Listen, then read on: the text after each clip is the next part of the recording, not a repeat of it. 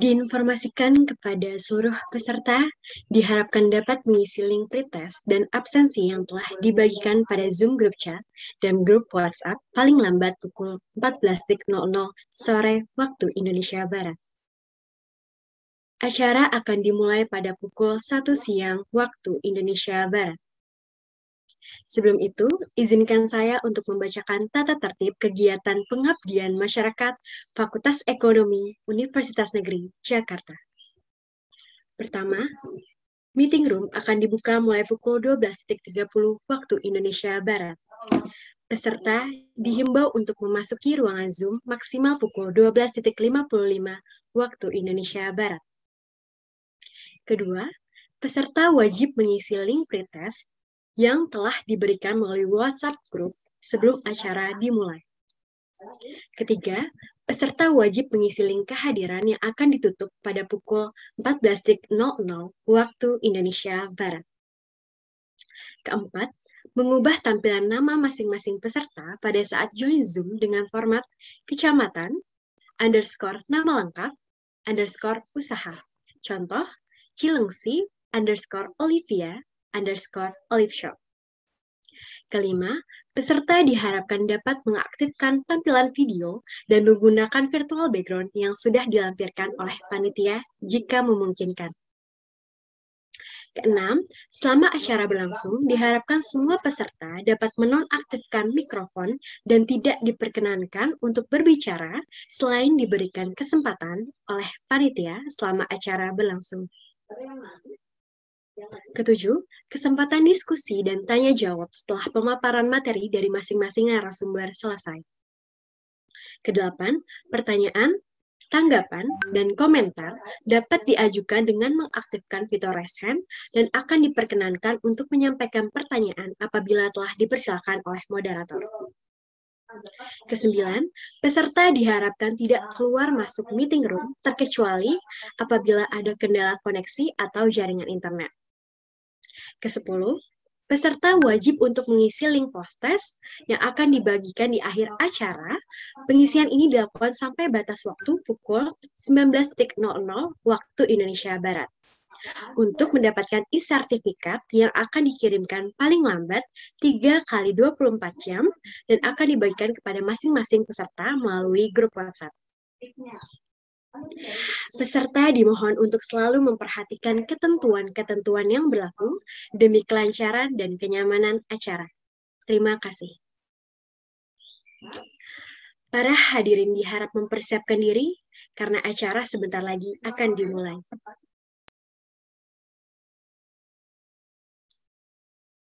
Assalamualaikum warahmatullahi wabarakatuh.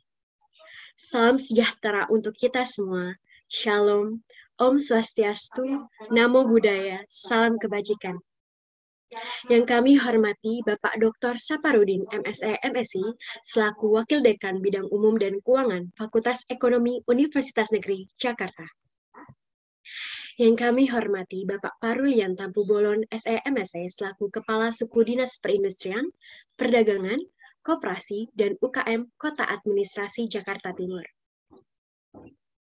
Yang kami hormati Bapak Dr. Gatot Nazir Ahmad, MSI, selaku Ketua Pengabdian Masyarakat Fakultas Ekonomi Universitas Negeri Jakarta.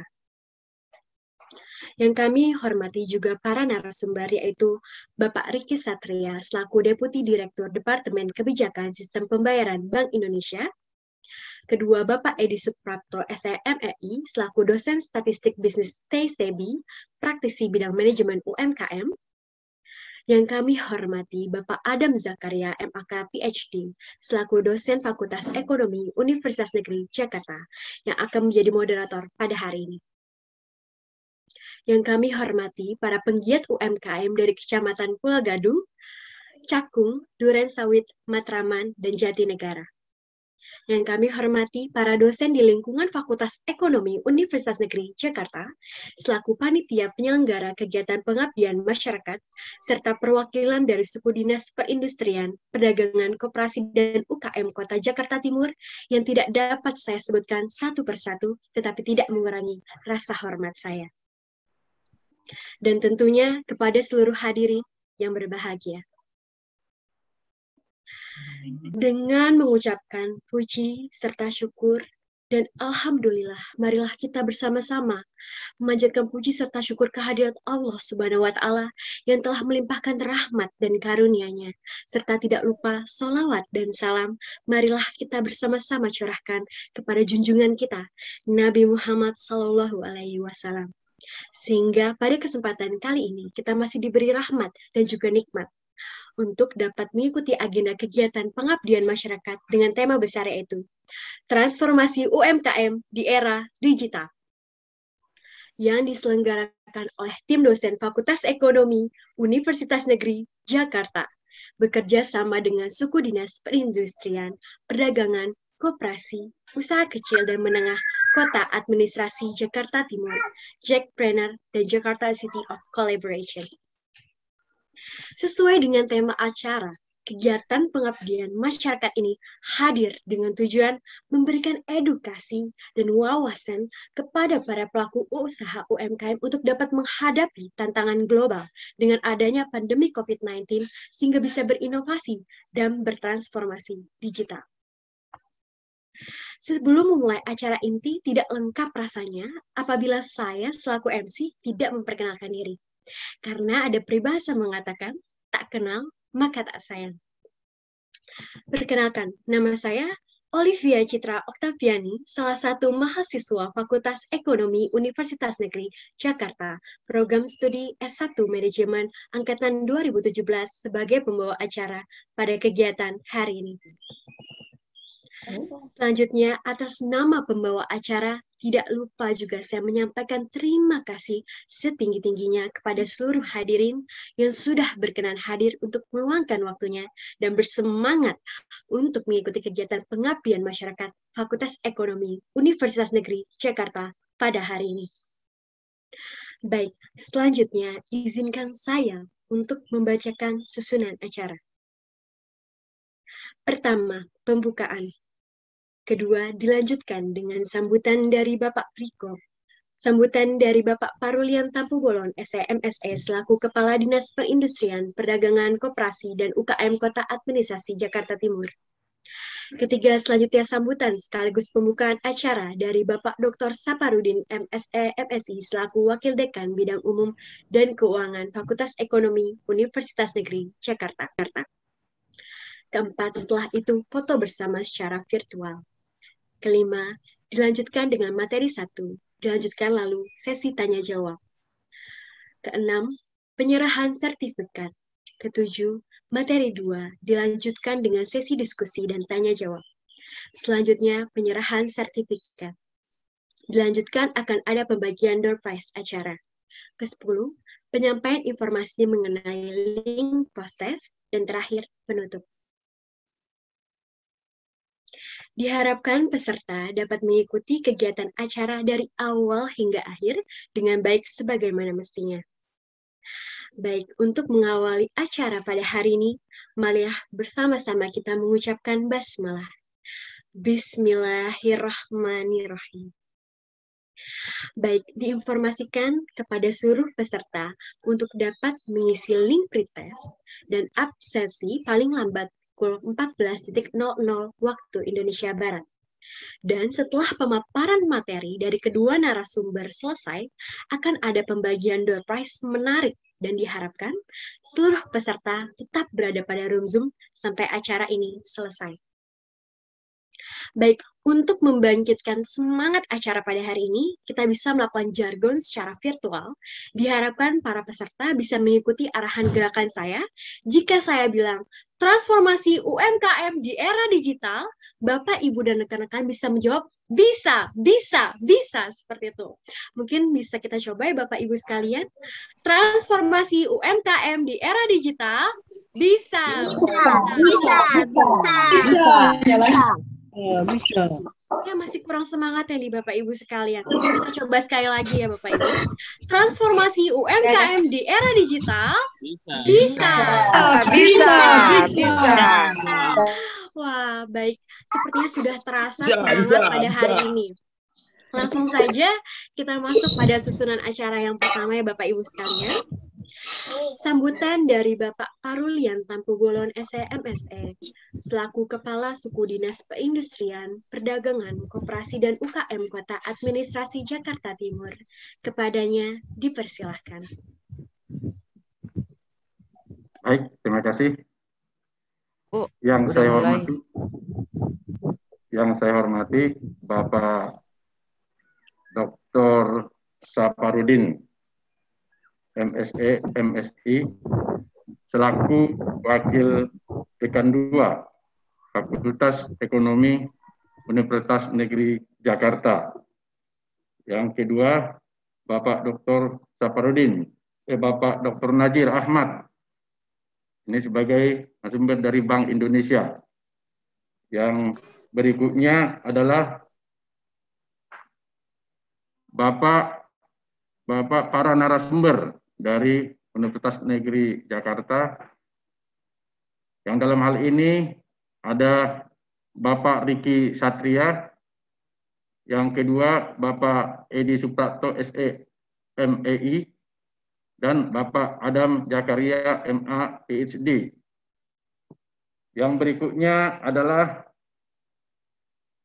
Bapak Ibu peserta pelatihan UMKM yang dari Kecamatan Pulegadung, Kecamatan Cakung, Kecamatan Durensawit, Kecamatan Matraman, Kecamatan Jatinegara, dan juga Bapak Ibu panitia sehingga terselenggaranya acara ini. Assalamualaikum warahmatullahi wabarakatuh. Salam sejahtera bagi kita semua. Pertama-tama, kita menyampaikan dalam kesempatan ini puji dan syukur kehadirat Allah SWT, dan atas rahmat dan hidayahnya kita masih diberi kesempatan nikmat sehat bersama-sama mengikuti pelaksanaan pelatihan soft skill kolaborasi Sudin PPK UKM Jakarta Timur dan Universitas Negeri Jakarta. Hadirin yang saya hormati, perlu saya berikan informasi bahwa pemerintah Kota Administrasi Jakarta Timur selama ini telah melaksanakan pembinaan dan pemberdayaan UMKM yang dalam sekarang ini disebut istilahnya Jakpreneur.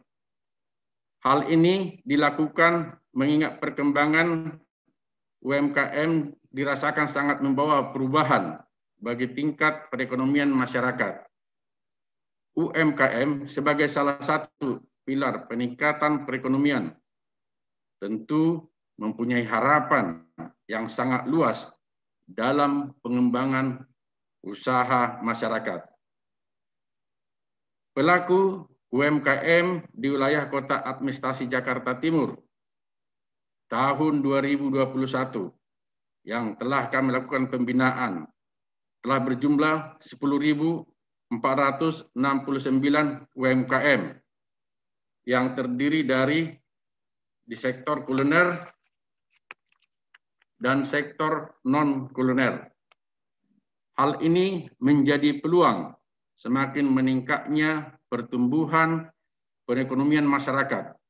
Namun, seiring terjadinya pandemi COVID-19 di wilayah Republik Indonesia, khususnya di Provinsi DKI Jakarta, sangat berdampak pada aktivitas keberlangsungan UMKM. Hampir seluruh UMKM harus berubah strategi dalam aktivitas usahanya, yang belum lagi program pengembangan pengetahuan dan bimbingan kepada para UMKM yang mengalami hambatan akibat pandemi ini. Terkait permasalahan tersebut, pemerintah hadir untuk memberikan motivasi dan keyakinan kepada para pelaku UMKM untuk dapat tetap bertahan di tengah semakin menurunnya daya beli dan daya konsumsi masyarakat yang tentunya berdampak pada persaingan antara pelaku UMKM. upaya-upaya yang telah dilakukan pemerintah Provinsi DKI Jakarta dalam hal ini, pemerintah Kota Administrasi Jakarta Timur melalui Suku Dinas Perindustrian Perdagangan Koperasi dan UKM dalam membantu para UKM, antara lain menyelenggarakan kegiatan pelatihan yang bersifat soft skill, menjembatani pelaksanaan kolaborasi antara pelaku UKM dengan perusahaan maupun kampus seperti yang kita laksanakan pada saat ini. Berkoordinasi dengan bank terkait dalam memberikan relaksasi permodalan, relaksasi perizinan dan pemberian UMK secara gratis, memfasilitasi kerjasama dengan operator daring, serta mendorong pengembangan koperasi yang beranggotakan para UKM-UKM yang ada di wilayah Jakarta Timur. Dalam kesempatan ini, saya mengucapkan terima kasih yang sebesar-besarnya kepada Universitas Negeri Jakarta melalui Fakultas Ekonomi melaksanakan kolaborasi pelatihan bagi 1.000 pelaku UKM atau jakpreneur di wilayah Jakarta Timur. Dan saya juga menaruh harapan yang sangat besar dari setiap program yang dilakukan oleh Universitas Negeri Jakarta untuk dapat berperan dan menjadi kolaborator bagi pemerintah daerah dan pengembangan sektor UKM yang sangat membutuhkan dukungan, bimbingan, dan pertolongan dalam kelanjutan usaha UMKM, terlebih pada saat dan setelah selesai atau berakhirnya pandemi COVID-19 itu dengan harapan yang cukup besar. Bagi para peserta, kiranya saya memanfaatkan peluang pelatihan ini dalam menambah wawasan dan pengetahuan yang akan disampaikan oleh para sumber yang berkompeten dan ahli di bidangnya. Walaupun dalam tempat waktu yang terbatas, hal ini karena pelaksanaan pelatihan dan metode ini adalah strategi salah satu pembelajaran dalam menerapkan ketaatan protokol kesehatan COVID-19 di Jakarta ini. Dalam kesempatan ini juga perlu saya sampaikan bahwa pemerintah Provinsi DKI Jakarta melalui Dinas Perindustrian Perdagangan melakukan kolaborator juga terhadap grup swasta untuk melaksanakan vaksin kepada rakyat Jakarta dan para UKM yang saat ini sedang berlaku atau sedang terlaksana di Equestrian Jakarta Timur, tepatnya di Pulau Mas dan juga di GOR yang terletak di Otista. Kami berharap para Bapak Ibu UMKM ataupun kalau ada para Bapak Ibu tim pengajar atau narasumber yang ada dari UNJ bisa hadir ke sana untuk mengikuti vaksin tersebut. Dengan harapan apabila kita telah divaksin, kita berharap pandemi COVID-19 ini cepat berakhir dari negeri kita ini. Saya juga berharap para narasumber nantinya dapat memberikan kesempatan setelah selesainya pelatihan ini bisa membuka jalur komunikasi dengan para UKM kita apabila mereka di dalam menjalankan bisnis atau usahanya mereka bisa melakukan konsultasi dengan Bapak Ibu narasumber untuk membantu mereka.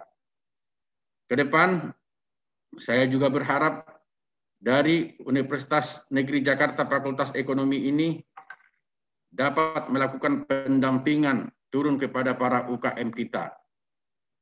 Akhir kata, hadirin yang saya hormati, kiranya sepatah kata yang dapat saya sampaikan dalam kesempatan ini sangat berharga ini. Sekali lagi, saya sangat berterima kasih atas kepercayaan yang telah diberikan dalam berkolaborator terkait pelaksanaan kegiatan ini. Semoga ke depan Universitas Negeri Jakarta dapat meningkatkan perannya dalam melakukan pengabdian kepada masyarakat yang dapat meningkatkan perekonomian UMKM yang ada di Jakarta. Akhir kata, sambutan ini saya tutup. Semoga pelatihan ini sangat bermanfaat bagi para UKM binaan Sudin Perindustrian Perdagangan Koperasi Usaha Kecil dan Menengah Kota Administrasi Jakarta Timur. Sekian dan terima kasih. Wassalamualaikum warahmatullahi wabarakatuh. Selamat siang. Waalaikumsalam warahmatullahi wabarakatuh. Baik, terima kasih Bapak Parulian Tampu Bolon, SEMSE, selaku Kepala Suku Dinas Perindustrian, Perdagangan, dan Koperasi UKM Kota Administrasi Jakarta Timur atas sambutan yang telah diberikan. Mohon berkenan untuk Bapak Parulian tetap berada pada Zoom karena setelah sesi sambutan, nanti akan ada sesi foto bersama secara virtual. Baik, selanjutnya sambutan sekaligus pembukaan acara dari Bapak Dr. Saparudin, MSE MSI, selaku Wakil Dekan Bidang Umum dan Keuangan Fakultas Ekonomi Universitas Negeri Jakarta. Kepadanya dipersilahkan. Baik, terima kasih Mbak Olivia Citra. Bismillahirrahmanirrahim. Assalamualaikum warahmatullahi wabarakatuh. Waalaikumsalam warahmatullahi wabarakatuh. Yang sama-sama kita hormati Pak Parulian Tampu Bolon, dalam hal ini Kepala Sudin PPK UKM Jakarta Timur, kemudian Bapak Riki Satria selaku Deputi Direktur Departemen Kebijakan Sistem Pembayaran Bank Indonesia sekaligus sebagai narasumber pada kegiatan kali ini.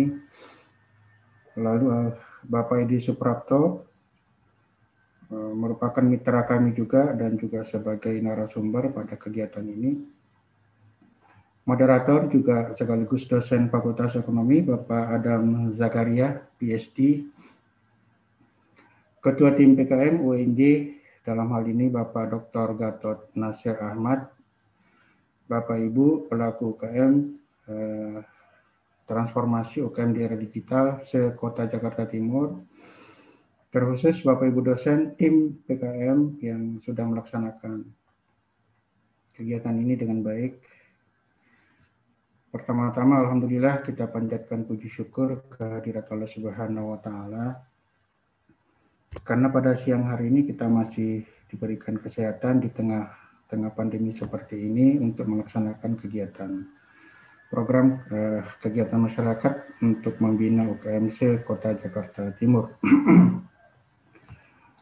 Bapak Ibu yang kami hormati, untuk kesekian kalinya kami Fakultas Ekonomi UNJ bekerjasama dengan Sudin PKK UKM Kota Jakarta Timur melaksanakan kegiatan bersama di dalam pendampingan terhadap pelaku UKM di Kota Jakarta Timur. Dan kegiatan ini tentu harapan yang disampaikan oleh Pak Parulian tadi untuk UKM yang lebih baik, insya Allah Fakultas Ekonomi akan terus bersinergi dengan Sudin PKKM Jakarta Timur untuk UKM yang lebih baik. Harapan Pak Parulian dan teman-teman pelaku UKM, kami di Fakultas Ekonomi beberapa tim dosen memiliki roadmap ya Pak Parulian dan teman-teman yang lain di dalam pengembangan UKM. Jadi harapan Bapak Ibu di tugas pokok kami sebagai dosen tentunya di dalam Tridharma Perguruan Tinggi salah satunya adalah pengembangan usaha kecil dan menengah. Dan tentunya silaturahim ini Fakultas Ekonomi, Sudin UKM, dan juga Bank Indonesia yang juga sudah bekerja sama dengan kami, Fakultas Ekonomi, di dalam melaksanakan beberapa kegiatan. Harapan kita tentu terobosan bersama dalam kegiatan ke depan, di dalam pengembangan UKM Indonesia yang lebih baik, bisa kita realisasikan bersama. Dan tidak berpanjang lebar, Bapak Ibu, atas nama pimpinan fakultas, juga atas nama Sudin Perindustrian, Perdagangan, dan UKM Kota Jakarta Timur, mari bersama-sama kita mengucap Bismillahirrahmanirrahim. Acara pendampingan transformasi UKM di era digital ini kita buka, dan semoga kegiatan ini bisa berjalan dengan baik dan manfaatnya untuk UKM yang lebih baik bisa kita rasakan bersama. Wabillahi taufik wal hidayah. Wassalamualaikum warahmatullahi wabarakatuh. Waalaikumsalam warahmatullahi wabarakatuh. Baik, terima kasih Bapak Dr. Saparudin, MSc, MSI, yang telah memberikan sambutan sekaligus membuka acara pada kegiatan pengabdian masyarakat pada hari ini. Selanjutnya, sebagai wujud aktualisasi kerjasama antar Fakultas Ekonomi Universitas Negeri Jakarta dengan Suku Dinas Perindustrian Perdagangan Koperasi dan UKM Kota Administrasi Jakarta Timur, dalam bentuk ucapan terima kasih atas kehadiran masing-masing perwakilan, akan ada sesi foto bersama kepada Bapak Dr. Saparudin, MSc, MSI, Bapak Parulian Tampu Bolon, SE, MSE, Bapak Dr. Gatot Nazir Ahmad dimohon untuk dapat mempersiapkan diri. Baik, dalam hitungan ketiga, akan ada pengambilan gambar. Apakah panitia sudah standby?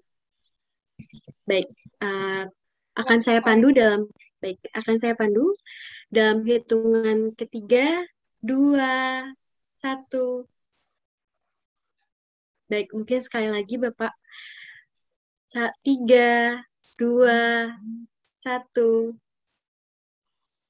Baik, berikan tepuk tangan yang meriah walaupun secara online. Terima kasih Bapak kepada Bapak Dr. Saparudin, MSc, MSI, Bapak Parulian Tampu Bolon, dan Bapak Dr. Gatot Nazir Ahmad, MSI, yang telah berkenan untuk hadir meluangkan waktunya pada acara hari ini.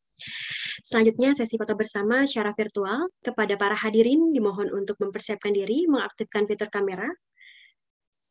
Baik, kepada para hadirin, dapat mengaktifkan fitur kamera, karena kita akan ada sesi foto bersama secara virtual. Apakah panitia sudah siap teknisnya? Siap, Oleh. Baik, ada berapa slide, Ibu? Ada 4 slide. Oh, baik. Kita mulai dengan slide yang pertama ya, Bu. Baik, untuk para peserta dimohon untuk ditahan ya Ibu, Bapak, posenya, karena kita tidak tahu Bapak Ibu ada di slide yang mana. Baik, akan saya pandu dalam hitungan 3, 2, 1. Slide 1 dan... Baik, slide 2 ya Bu Desria. Baik, 3, 2, 1. Sebentar.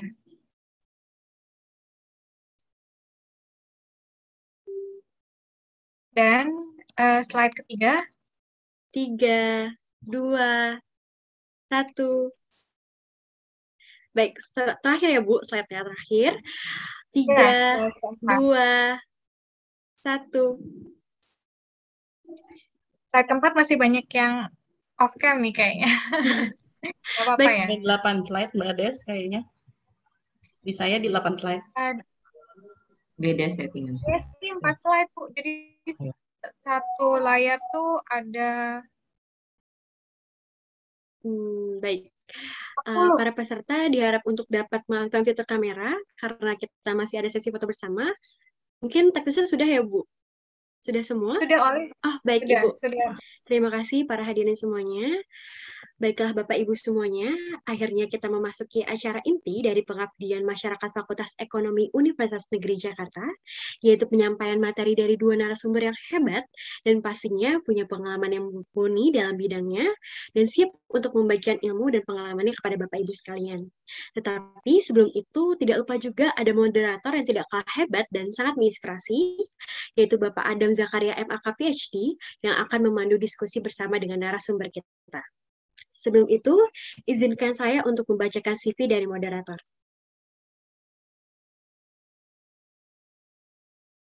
Baik, CV dari moderator sendiri yaitu Bapak Adam Zakaria, SE AKT MSI PhD, di mana beliau menempuh pendidikannya terakhir pada Birmingham City University, yaitu selain itu juga di Universitas Brawijaya dan juga Universitas Indonesia.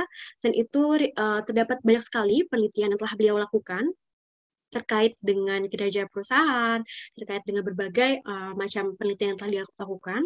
Selain itu juga terdapat banyak sekali publikasi ilmiah yang telah beliau lakukan terkait dengan ekonomi tentunya, di mana beliau sangat tertarik yaitu terkait dengan saham, dan lain sebagainya. Lalu beliau juga telah melakukan riwayat pengabdian masyarakatnya, yaitu sebagai bentuk laporan keuangan sederhana untuk usaha mikro, kecil, dan menengah UMKM di Kecamatan Pulau Gadung, Jakarta Timur tentunya. Selanjutnya, beliau juga berpartisipasi aktif dalam pelatihan dan seminar konferensi workshop, salah satunya yaitu sebagai peserta dalam rakor PTN temuan untuk Kemristek Dikti, yaitu terkait dengan di Padang, yaitu seperti itu Bapak Ibu sekalian. Dan banyak sekali pelatihan-pelatihan dan juga publikasi yang beliau lakukan yang mungkin tidak dapat saya sebutkan satu persatu karena mungkin sangat banyak dan tentunya sangat menginspirasi kita semua, seperti itu. Baik, mungkin langsung saja kepada Bapak Adam Zakaria, MAK PhD, kepadanya kami persilakan untuk memandu diskusi bersama narasumber kita. Baik, apakah teknisnya Pak Adam sudah siap, Pak? Sudah. Baik, Bapak. Kepada Bapak dipersilakan ya, Pak. Baik, terima kasih MC Olivia. Sebelumnya saya menyapa dulu Bapak Ibu. Assalamualaikum warahmatullahi wabarakatuh. Selamat siang. Jadi Bapak Ibu penggiat UKM dari 5 kecamatan, ada dari Pulau Gadung, dari Cakung, dari Duren Sawit, Matraman, Jatinegara. Kemudian terima kasih atas kehadirannya. Kemudian Pak Dr. Saparudin, SSMSI, selaku Wakil Dekan 2 Bidang Umum dan Keuangan FEUNJ. Kemudian juga untuk Bapak Parulian Tambu Bolon, SEMSE, Kepala Suku Dinas Perindustrian Perdagangan Koperasi dan UKM Kota Administrasi Jakarta Timur, Bapak Riki Satria, BSc MBA, selaku Deputi Direktur Departemen Kebijakan Sistem Pembayaran Bank Indonesia, Bapak Edi Suprapto, SEMEI, sebagai praktisi bidang UMKM dan juga dosen di STIECB, kemudian juga Bapak Dr. Gatot Nasir Ahmad, selaku Ketua Tim Pengabdian Masyarakat, dan juga tim keseluruhan yang hadir bersama panitia untuk kesuksesan acara ini. Saya ucapkan mudah-mudahan kita semua sehat selalu, lancar aktivitas, dan tetap semangat ya pada masa pandemi ini. Bismillahirrahmanirrahim. Alhamdulillah saya senang menjadi moderator pada seri pengabdian masyarakat ini dengan tema transformasi UKM dan era digital. Saya melihat persiapan ini, saya lihat ini materi yang bagus dan relevan, terutama untuk penggiat UKM, karena dua pembicara yang sangat profesional dan memiliki pengalaman ini akan saling melengkapi. Dari sisi teknologi, sekarang juga semua sudah relatif friendly dengan teknologi, bagaimana teknologi ini membantu untuk promosi di bidang Bapak Ibu, di bidang bisnis. Kemudian juga untuk aspek operasional dan juga aspek pembayaran hadir juga Bapak Riki dari Bank Indonesia gitu ya, karena di sini juga aspek kesehatan menjadi pertimbangan gitu ya. Insya Allah ini bermanfaat untuk kita semua. Kalau saya melihat mudah-mudahan ini bisa, artinya ada pesan yang bisa disampaikan, pelajaran kita baik, mudah-mudahan kita bisa merubah kebiasaan, sama saya juga belajar ini ya, sehingga nanti dalam aspek misalnya kalau berbisnis kemudian melakukan pembayaran ini kita lebih baik lagi lah dengan materi yang disampaikan oleh Bapak Ibu pembicara ya. Jadi ini bagian dari semangat yang tanggung jawab bersama. Jadi kita tadi dari semangatnya itu adalah Jakarta a City of Collaboration. Kalau saya lihat memang kita nih dipaksa oleh selama 1,5 tahun ini dalam segala hal harus menyesuaikan diri. Nah, dalam konteks pengabdian masyarakat secara online ini juga akan ada pengalaman berkolaborasi, kemudian diaplikasikan kepada penggiat UKM di Bapak Ibu yang hadir, gitu ya. Insya Allah ini bermanfaat. Sudah hadir bersama kita melalui Zoom meeting ini dua pembicara. Yang pertama adalah Bapak Riki Satria, BSc MBA. Nanti akan menjelaskan kepada kita bagaimana teknologi itu membantu operasional. Bapak Ibu memudahkan, mempercepat. Sementara juga bagaimana sih cara pembayaran yang higienis nih di era COVID, ya. Jadi kemudian nanti dilanjutkan oleh Bapak Edi Suprapto, SEMEI, bagaimana nih kira-kira ada 4 hal setidaknya harus dipelajari nih saya kira kita pelajari untuk 4 hal diketahui oleh penggiat UKM. Kemudian nanti ada tips-tips bagaimana memanfaatkan media sosial sebagai sarana pemasaran. Jadi dari sisi teknologi kita pelajari, insya Allah di paparan ini, dari sisi produktivitas gimana. Jadi keseimbangan, saya kira ini bagus, artinya izinkan saya untuk membacakan pembicara pertama, profilnya dan CV-nya. Yang pertama adalah Bapak Ricky Satria, SPDSC MBA. Beliau saat ini sebagai Direktur, Deputi Direktur Departemen Kebijakan Sistem Pembayaran Bank Indonesia, lahir di Bukit Tinggi 5 Januari 1971, menyelesaikan S1 di Universitas Andalas Padang, kemudian S2-nya MBA di University of Birmingham. Selama 23 tahun bekerja di Bank Indonesia, berbagai bidang sudah dikelola, kemudian saya kira pengalamannya luar biasa. Ini baik sektor mikro prudensial, pengawas bank, kemudian juga manajemen intern bidang transformasi, kemudian sektor makro prudensial, sektor pembayaran sampai dengan saat ini. Beliau juga aktif menjadi pembicara di berbagai seminar nasional dan forum internasional. Oke. Kemudian untuk materi nanti akan disampaikan, saya berikan intro dulu. Jadi mengenai cara bayar higienis di era COVID, bagaimana nih aman, ini sebuah kesempatan ya. Jadi Bank Indonesia mendorong terciptanya percepatan keterbukaan bank dalam pembayaran yang lebih mudah. Ada blueprint gitu ya, sistem pembayaran Indonesia tahun 2025, intinya adalah mendorong kepada keuangan digital. Oke, nah Bank Indonesia kemudian ada QR code gitu ya, yang nanti akan disampaikan, dan itu membantu operasional UKM Bapak Ibu gitu ya. Nah kemudian nanti juga berkolaborasi nih dengan UKM, bagaimana nih PP selama masa PPKM Mikro ini sebagai solusi nih, salah satu solusi untuk operasional. Kadang-kadang kita harus berjaga, mematuhi protokol kesehatan gitu ya, sehingga nanti hal ini sangat relevan lah untuk UKM Bapak Ibu. Saya kira itu sebagai gambaran, kalau misalnya kebiasaan yang yang saya kira kalau dari saya pribadi dan saya perhatikan, memang ini ke arahnya cashless. Jadi yang misalnya kalau keseharian gitu ya, dari mulai kita misalnya beraktivitas gitu ya, mungkin sekarang kita sudah semakin sedikit menggunakan cash. Nah nanti dengan QR code, Bapak Ricky juga menyampaikan hal yang lebih detail gitu ya. Untuk itu saya persilakan kepada Bapak Ricky untuk memulai menyampaikan materinya. Saya izin untuk mencatat untuk penyampaiannya Pak Ricky 30 menit untuk penyampaian materi, dan nanti saya akan merangkum untuk 15 menit untuk tanya jawab. Oke, baik, silakan Pak Ricky. Terima kasih. Terima kasih banyak Pak Adam. Bismillahirrahmanirrahim. Mohon izin Pak Saparudin, Bapak Parulian, Pak Gatot. Saya sharing, bukan mau mengajar teman-teman, cuma share apa yang sedang kami lakukan dan sama yang juga sedang berjalan. Jadi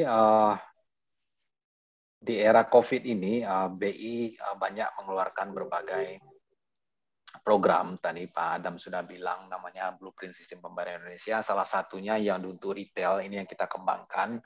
Banyak alasannya kenapa kita melakukan ini bersama-sama dengan industri dalam konteks ini, baik bank maupun non-bank. Nah, jadi background-nya pertama, masalah financial inclusion, mungkin Bapak Ibu mungkin nggak usah terlalu pusing, yang jelas orang kita itu punya rekening di sektor keuangan formal. Sektor keuangan formal itu bisa bank, non-bank itu tahun 2014 itu masih sedikit. Nah, tahun 2017 itu naiklah sekitar 49%. Banyak negatif impact ketika tidak berhubung dengan sektor keuangan formal. Nah, yang pertama adalah semua bisnis menengah sampai atas itu rata-rata menggunakan fasilitas bank, bukan hanya kredit, tapi juga mengelola cash manajemennya dia. Nah, banyak pelaku UKM bilang, ngapain saya ke bank, udahlah jauh, antri, duitnya kecil, kemudian saya simpan di tabungan, boro-boro bertambah bunganya, malah habis kena biaya administrasi. Nah, sekitar tahun 2015-16 kita udah mengeluarkan produk namanya Basic Saving Account. Itu tabungan yang tidak ada biaya administrasinya. Jadi banyak ini sekarang digunakan terutama oleh pelaku UKM maupun penerima bantuan sosial itu menggunakan produk tabungan Basic Saving Account ini. Jadi ketika suatu negara penduduknya ini banyak berhubungan dengan sektor keuangan formal, yang jelas flow informasi, flow keuangan, termasuk ekosistem di situ mudah diperoleh. Itu salah satu kelebihannya. Dan kita terbukti Cina itu sangat cepat berkembangnya, juga beberapa negara di Afrika dan juga di negara Amerika Latin. Yang menarik adalah Presiden sendiri meminta kita semua layanan publik itu masuk ke transformasi digital. Nah, termasuk BI terlibat di dalamnya, bagaimana kita menyiapkan membantu masyarakat kita, tidak memandang segmennya seperti apa, kita siapkan. Yang menarik juga tahun 2021 Pak Jokowi memerintahkan semua Pemda, baik di level provinsi, level kabupaten, maupun kota madya, semua transaksi masyarakat harus non tunai. Nah, teman-teman gubernur, bupati, dan wali kota akhirnya membentuk satuan tugas khusus percepatan dan perluasan digitalisasi daerah. Karena nanti dikaitkan dengan sharing dari APBN ke APBD-nya. Jadi pembayaran dari masyarakat, contohnya bayar distribusi, bayar pajak motor, bayar pajak PBB, apapun juga itu akan diarahkan semuanya ke non tunai, sehingga membantu governance, membantu hal-hal yang tunai. Pemasukan bagi APBD itu bisa dibantu juga dari transaksi yang banyaknya tunai. Berikutnya juga di kita, mungkin di Bapak Ibu sendiri, smartphone punya, ini bukan jadi barang luxury dulu lagi seperti beberapa tahun sebelumnya. Makin lama ini makin besar, ini data saya ambil sebetulnya lebih besar lagi. Ini bisa kita manfaatkan lah untuk membantu aktivitas ekonomi dan keuangannya kita. Ke depan ini seperti banyak dilakukan oleh berbagai negara. Sayang kalau kita hanya jadi market untuk buka hanya cari informasi atau sosial media, ini harus kita manfaatkan. Yang menarik adalah COVID sendiri. Saya di-share ada kajian yang mengatakan dari DBAS, ternyata virus itu di uang tunai itu lama hidupnya, termasuk di kartu yang di plastik. Ya, contohnya mungkin kartu ATM dan kartu kredit ya. Ini juga menjadi penyebar virus. Meskipun duit yang masuk ke BI itu ada di karantina 14 hari, tapi ketika keluar di tangan kedua, tangan kita tidak tahu lagi. Ya. Sehingga nggak salah akhirnya WHO menyarankan untuk transaksi sehari-hari pakailah contactless payment. Jadi cara bayar yang berjarak. Ya, berarti itu bukan tunai, cash, bukan juga slightly, bukan pakai kartu debit, kartu kredit. Dan ini juga diamini oleh Satgas COVID. Transaksilah menggunakan nil sentuh. Yang menariknya, ketika sebelum COVID dan di tengah COVID, terjadi perubahan behavior, perilaku kita. Baik cara berdagang, cara belajar, cara mencari kebutuhan sehari-hari. Yang menarik adalah naiknya digital payment. Cara bayar yang bukan tunai. Tanpa dipaksa, tanpa ada campaign. Ternyata berubah sendiri. Nah, karena memang kita peduli terhadap kesehatan. Nah, menariknya, bulan Juni ini, virus yang berkembang. Ada yang ditakutin itulah virusnya Delta. Sehingga meminta kita untuk tetap di rumah. Tentu tetap di rumah kalau kita pelaku usaha, bagaimana kita bisa beraktivitas untuk menghidupi usahanya kita. Nah, inilah yang kami lihat memang Satgas WHO sarankan ini pas. Walaupun kita ada di rumah, tapi transaksi bisa terjadi. Karena salah satu uniqueness dari Indonesia adalah ojeknya banyak. Baik yang personal maupun yang terhubung dengan platform. Ini mana? Sekarang tuh udah 3, mungkin udah 4 ya pelaku ojek yang masuk di platform. Mungkin ada yang kelima, nanti akan muncul satu lagi. Ini sebetulnya bisa kita konekkan, dan ini semuanya berbasis platform dan digital. Nah, ini yang perlu kita maafin. Yang bikin sedih itu adalah COVID ini terjadi, semua negara hampir berbarengan masuk kenanya, sekitar bulan Februari, bulan Maret ya. Tapi cara keluarnya beda-beda. Ketika makin lama kita keluar dari COVID, impact-nya ke kita makin dalam.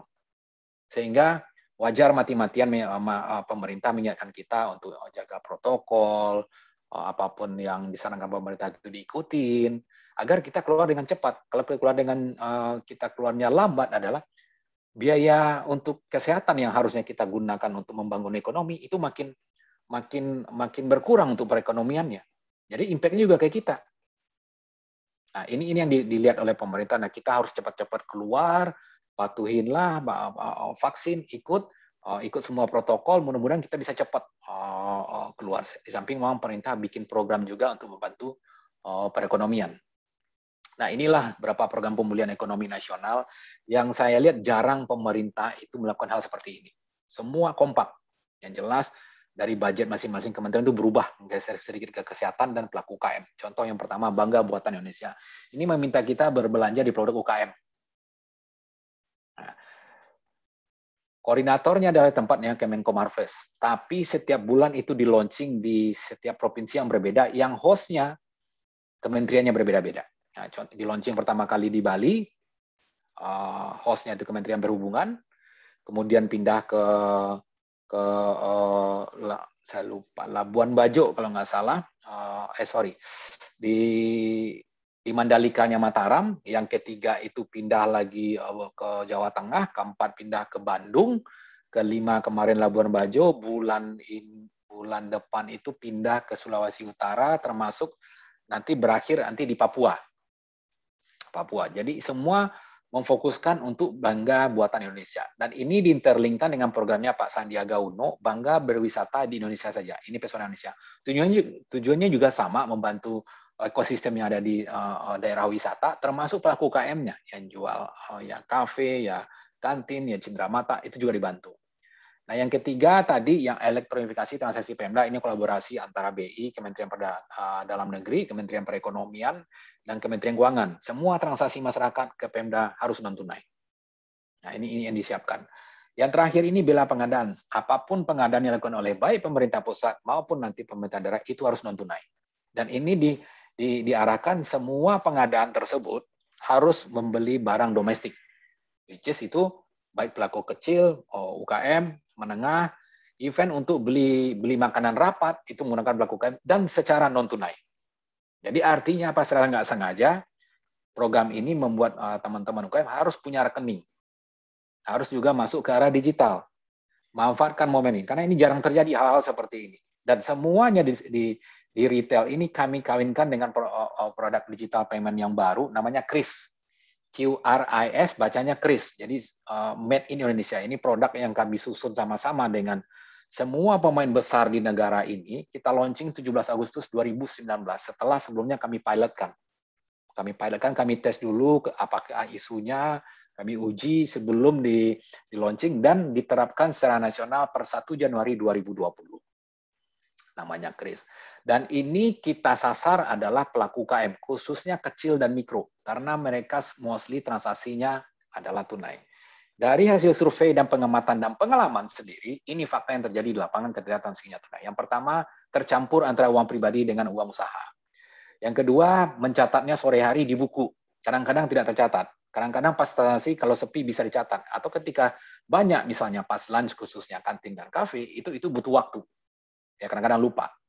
But at least menyediakan waktu rekonsiliasi setiap hari. Tendensi terima uang palsunya tinggi, tendensi uang kasnya hilang itu tinggi, misalnya punya kasir, ya punya karyawan, ya. Dan setiap hari mencari uang kecil untuk kembalian. Nah, kadang-kadang digenapkan ke atas untuk antisipasi ini, khususnya barang-barang yang tidak sensitif terhadap harga oleh pembeli. Akibatnya untuk mencari pinjaman sulit. Umumnya adalah lewat teman, saudara, tetangga, ataupun tengkulak yang terbaru ini ya rentenir digital. Sehingga ujungnya ketika banyak program pemerintah, ketika tidak punya rekening, ketika masih tunai, masuk untuk yang lebih baik berapa program pemerintah itu sulit. Nah, bahkan kemarin saya diinformasikan teman-teman UKM yang pernah minta kredit ke bank dan di bank ditolak, dicari lagi di mana tuh mereka untuk dikasih bantuan. Saya pernah mendengar case tersebut, termasuk di tempatnya Pak Teten punya program baru namanya BUPUM, termasuk ultra mikro, tapi kesulitan mereka di mana? Karena tidak ada datanya selama ini, walaupun dari hasil survei mengatakan jumlahnya hampir 60 juta. Harusnya kalau itu data ada, gampang kita menyalurkan kredit maupun kondisinya seperti apa. Yang menariknya lagi adalah generasi produktif kita itu tuh besar. Ya, ada yang bilang generasi milenial, ada Gen E, Gen Z, dan itu semuanya udah terbiasa menggunakan smartphone, bukan feature phone ya. Terbiasa googling, terbiasa belanja, terbiasa transfer, bisa bayar, termasuk scan. Ini sebetulnya sisi pembeli. Padahal sisi UKM masih tunai nih, prefer terima tunainya. Ini sisi pembeli. Artinya kita lihat, ternyata ada market yang berubah loh. Ini adalah customer in the future customer. Yang tentu harus kita layanin juga. Ya, beberapa mereka sudah banyak juga mengarah, saya mau belanjanya non tunai. Dan mereka ini dibilang digital customer. Dan rata-rata setiap hari hampir selama COVID ya, hampir 5 jam. Ya, hampir 5 jam berbelanja atau menggunakan smartphone ya termasuk berbelanja. Nah, ini yang kita lihat. Nah, kami juga lihat di negara sekitar kita sebetulnya digital payment apa yang mereka pilih. Yang paling banyak itu ternyata QR. Baik di Malaysia, di Thailand, di Singapura, di India, apalagi di Cina, di Korea, di Jepang juga. Nah, ini kita lihat. Artinya kita juga melihat ekosistem dan latar belakang tadi, kita masuk ke QR code payment. Saya ambil ini adalah satu orang terkaya di dunia, Jeff Bezos, pemilik Amazon. Saat ini, apalagi saat ini, ada pandemi, nggak ada sesuatu pun yang nggak bisa dijual online. Nah, ini yang dia katakan. Termasuk kita di pelaku UKM itu bisa possible. Nah, inilah kris ini. Ya, kalau Bapak Ibu melihat di pasar tradisional, di warung, ada beberapa. Saat ini udah tersebar di seluruh Indonesia, itu hampir 7,6 juta. Pelaku merchant, mikro kecil, menggunakan kris ini. Untuk yang pertama, ya tadi, menghindari risiko. Yang kedua, ya memang marketnya berubah, dan saya harus layanin. Ini ciri-ciri khas dari kris ini yang kami kembangkan bersama industri. Ada logo krisnya, ada logo GPN-nya. Ini GPN-nya artinya interkoneksi. Ya, artinya kris ini disediakan oleh Bank Nasional Nobu, yang kiri, yang kanan disediakan oleh Bank NTT. Ini untuk Bajir. Bapak Ibu bisa bayar scan saat ini juga live, apakah menggunakan OVO, GoPay, BCA, Mandiri, Bank BNI, BJB, Bank DKI, bisa ngelakuin ini langsung, live langsung. Ini tandanya. Ada nomor, ada nama toko, ada nomor ID. ID nasional ini di-create secara centralized di BI. BI menunjuk namanya National Merchant Repository, lembaga services. Kemudian ada informasi merchant untuk di mana ini transfernya kemana, rekeningnya ada di mana. Jadi misalnya ini saya scan Bank NTT live, ini Bapak Ibu bisa coba pakai OVO GoPay, ada tulisan QR di situ, scan itu muncul langsung Bank NTT pedulinya. Itu bisa dikirim langsung, bisa belanja langsung. Ini informasi pengguna dan petunjuk singkat pengguna ada di sini. Ini kris itu sendiri. Ini di dalamnya nggak usah Bapak perlu pahami benar, cuma saya kasih tahu ketika spek ini nggak diturutin, misalnya hilang saja angka 1, hilang aja angka 1 dan setelah taruh spesifikasinya error langsung. Nah, ini yang kami standarisasi, sepakatin sama-sama semua industri di bidang layanan keuangan secara non tunai. Prosesnya ini terjadi interkoneksi. Contohnya tadi Bank NTT tadi, saya scan misalnya pakai Paytrend, ya itu akan dicek. Oh, ini Paytrend milik siapa ya? Ini Bank NTT Peduli ini milik siapa ya? Ternyata Bank NTT. Saya pakai aplikasinya Paytrend. Ini yang membantu mengkoneksikan bisa dibaca itu adalah namanya switching. Ini semua pemain adalah berizin di BI, sehingga transaksi itu bisa jalan. Jadi kami atur tentang speknya, message-nya, cara informasinya, layout-nya, data-data yang di dalam, itu yang kita susun. Ini penyelenggaranya cukup banyak, cukup lama kami siapin dulu sejak awal 2019 menyusun spek, kemudian kami pilotkan. Inilah lembaga yang terlibat. Ada yang menyediakan aplikasi, contoh OVO GoPay, Paytrend, yang menyediakan merchant, contohnya tadi Bank NTT. Itu lembaga services yang menyediakan spesifikasi kris yang standarisasi untuk diregulasi oleh BI. Ada yang creating QR secara sentralisasi, itu lembaga services namanya National Merchant Repository. Penyelenggaranya bisa bank dan non-bank, hanya 2, bank dan non-bank. Non-banknya tadi contoh OVO, GoPay, Dana, Link Aja, macam-macam ya.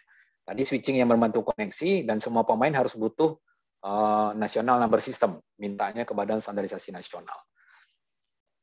Dan muncul lagi aktivitas baru, contohnya merchant aggregator. Ini contohnya pasar tradisional. Ini pengelola pasar. Saat ini pengelola pasar rata-rata hanya sebagai ibu kos, minta sewa sampah, security, dan kebersihan. Nah, tapi dia punya tenan. Nah, dia ini bisa membantu para tenan untuk bertemu dengan mengkoneksikan, mengedukasi dengan salah satu penyelenggara baik bank atau non bank. Ini krisnya nanti diminta oleh salah satu penyelenggara. Ketika Bapak Ibu pengen pasangin kris, daftarnya ada form kayak kita buka rekening bank, isi nama dan data-data pokok. Nanti data ini disampaikan ke BI, ke Peten tadi, National Merchant Depository. Kami kasih nomor ID nasional. Kalau punya outlet dan kantor cabang yang banyak, kami siapkan nomor kantor cabangnya juga, outletnya juga, kasih nomor kasirnya juga. Nanti kita share datanya ke synchronize di lembaga switching, sehingga bisa saling mengenal. Ini prosesnya centralized. Jadi ketika lihat Kris tadi, itu yang create-nya, bukan yang cetak dan bikinnya, itu bukan Bank NTT. Bukan GoPay, bukan OVO, bukan Dana, bukan Link Aja, bukan mereka. Yang create itu BI. Jadi untuk menjamin integritasnya, untuk menjamin fair competition-nya, untuk menjamin sinkronisasinya itu memang terjadi. Ini Krisnya cukup Bapak Ibu kalau pengen coba nanti, satu QR saja. Nggak usah banyak-banyak, seperti ada edisi banyak-banyak di toko ya. Nggak, cukup satu aja. Karena bisa terima semua aplikasi pembayaran apapun. Dan Kris ini bukan aplikasi loh, nggak bisa dicari di Play Store atau di iTunes, itu nggak ada. Itu hanya feature yang ada di aplikasi mobile banking. Ketika buka mobile bankingnya BCA, itu ada QR-nya. Ketika buka aplikasi mobile payment-nya Link Aja, itu ada QR-nya. Tinggal gunakan aja, di-scan, di pencet fiturnya, itu langsung nge-scan. Itu dilakuin. Yang bangun bukan BI, sama-sama dengan industri, bersama Asosiasi Sistem Pembayaran Indonesia, ASPI tersebut. Dan kita udah uji tadi. Nah, kalau saya menggunakan misalnya OVO, GoPay, Link Aja dan macam-macam itu ujungnya rekeningnya uang elektronik. Tapi kalau menggunakan Bank DKI, menggunakan BCA, menggunakan Mandiri, BNI, CIMB dan teman-teman lain, itu koneksinya ke tabungan saya sebagai si pembeli. Nah, ini hasil pilotnya yang sebelah kanan. Jadi kita pilot itu terjadi interconnect, bisa saling menerima, bisa saling scan. Ini yang kita lakukan. Termasuk kita coba waktu itu sehari di Singapura, di salah satu armada taksi bekerja sama, termasuk di Changi Airport, termasuk juga di 7-Eleven. Nah, kita bisa coba. Jadi artinya apa? Ke depan, aplikasi saya sebagai pembeli ya, saya bawa ke Singapura, saya bisa scan QR-nya Singapura. Singapura pun orang tiba-tiba mampir, tiba-tiba salah, tersesat, mampir di tempat kita, dia belanja Aqua misalnya, itu bisa langsung scan Kris-nya kita. Yang terjadi. Ini penggunaan pada sisi kita pembeli sebagai customer, rata-rata dia bikin logo QR, ada logo scan, ada logo Pay, ada tulisan bayar. Sekarang kita tertibkan ada tulisan Kris-nya, itu bisa langsung digunakan. Kalau di mobile banking lebih tertib, ada tulisan Kris, ada logo QR, atau logo scan atau Kris. Nah, ini tinggal kita gunakan, jadi tidak usah paling repot. Kalau Bapak Ibu sudah punya, tinggal gunakan. Ini tim awal ketika mengembangkan Kris ini. Ada BCA, ada CIMB, ada Damon, satu bank daerah, Bank DKI, ada bank asing, Maybank, ada bank Permata, ada bank kecil, Sinarmas dan Nobu, ada bank Mega, mirip domestik, Telkom juga ikut, GoPay, OVO, Link Aja, BNI, Link Telkomsel dengan Tikes, dan Dana itu ikut pertama kali membangun spek, menguji cobanya langsung. Mereka lah founding father ketika nerapin Kris. Ini tempat-tempat yang kita tes, alhamdulillah tesnya berhasil. Yang paling banyak isunya tidak pahamnya si pedagang maupun si customer. Nah, biasanya itu butuhnya hanya diedukasi, masalah kebiasaan. Nah, Kris ini ada dua. Nah, per 1 Januari 2020 kita launching dan kita terapin secara nasional, itu namanya Kris MPM. MPM ini artinya gini, gampangnya di lapangan adalah yang scan itu pembeli. Yang saya scan ya, QR yang ada di outlet, di tokonya Bapak Ibu. Nah, yang terbaru per 1 Juni ini, kita terapin lagi model baru. Merchant yang scan. Nah, jadi kita yang nunjukkan QR-nya. Sudah bisa. Kalau saya yang scan sebagai pembeli, ini cocok untuk pelaku kecil mikro. Tapi kalau merchant yang scan, itu cocok pelaku menengah besar. Karena sudah terbiasa non-tunai segmen ini. Dia butuh model yang baru, digital, dan cepat. Ini udah jalan. Nah, waktu COVID yang lalu, kita pernah dengar nggak, Bapak Ibu pernah lihat? Eropa itu lockdown. Dilarang benar masyarakat itu keluar untuk penyebaran. Nah, kita berharap jangan sampai separah itu, walaupun belakang ini memang ada pembatasan terbatas, tapi bagaimana kita memberikan bagaimana transaksi itu bisa jalan. Makanya di tengah jalan tahun 2020 itu kami bersama industri keluarkan lagi namanya Kris TTM. Bukan teman tapi mesra, tapi tanpa tatap muka. Ini kita launching ketika program Bangga Buatan Indonesia di Bali. Nah, ini modelnya simple. Jadi ketika menggunakan messaging, ini yang coba tuh BI sama Pak Luhut waktu acara di Bali. Jadi si pembeli sama si penjual itu berinteraksi lewat WhatsApp. Si penjual mengirimkan produk yang dijualnya lewat online katalog ya, atau difotoin juga bisa. Kemudian udah kepilih barangnya, dinego. Saya mau yang ini ongkos transfernya berapa, kurirnya atau delivery-nya berapa, ya. Kemudian si penjual itu fotoin QR-nya tadi, dikirim ke WhatsApp. Nah, di WhatsApp itu biasanya kalau kita terima image atau foto itu kan langsung kesimpan di galeri di HP kita. Nah, habis itu kita bukalah aplikasi ini, contohnya aplikasinya mobile banking-nya BCA. Klik mobile banking BCA, buka, nanti ada pilih krisnya, di samping itu ada logo gambar seperti foto atau galeri. Nah, itu diklik, dia langsung nyari tuh image yang dikirim si penjual tadi di galeri. Ketemu QR itu langsung pop up. Tadi kan namanya Agung ya, Agung Collection. Itu langsung muncul. Seperti biasa, kita udah masukin nominal, masukin PIN. Transaksi jalan, habis itu langsung kita fotokan hasil transaksinya, kirim lagi ke si penjual. Nanti penjual tinggal kirimkan barang. Nah, itu sudah live. Itu antisipasi kita ketika lockdown. Ternyata banyak digunakan oleh teman-teman pelaku UKM yang banyak berbisnis di rumah. Nah, dia menggunakan sosial media, dia menggunakan WhatsApp. Ya, dipajanglah krisnya itu di sosial media, atau dia kasih lewat WhatsApp ketika ada si pembeli, ini bayar aja langsung menggunakan ini. Sangat-sangat efisien dan bermanfaat di era pandemi, dan totali memang tanpa tatap muka. Nah, yang kedua nanti kita juga mengembangkan namanya kris transfer tarik setor. Jadi pada merchant tadi, baik di pelaku kecil menengah, kita bisa tarik dan setor. Tarik uang kecil kalau memang butuh juga tarik uang. Atau setor dalam konteks kita mengisi saldo tabungan maupun saldo uang elektronik seperti OVO GoPay ya. Ini kan terbatas nih caranya, nah itu dibuka. Nah, bagi teman-teman pelaku merchant ini ada fee sedikit. Ada fee lah sedikit. Ini kan lumayan membantu kalau ada banyak yang narik, misalnya ini kita nggak perlu ke bank ya, karena uangnya langsung masuk ke rekening kita. Istilahnya gini, saya butuh uang cash misalnya untuk beli sesuatu karena banyak juga yang masih terima tunai. Saya datang ke si pedagang, saya mau ngambil cash dong. Nah, dalam cash ini dalam konteks gini, saya harus punya saldo dulu non tunainya.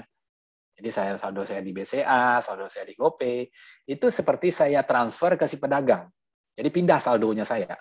Saya dikasih fisik uangnya. Begitu juga sebaliknya ketika saya lagi sebagai pedagang banyak jualan terima tunai ya. Ya udah saya lihat siapa di pedagang sekitar saya yang mau terima uang fisik. Saya butuh masukin ke rekening saya. Nah, mereka bisa bantu.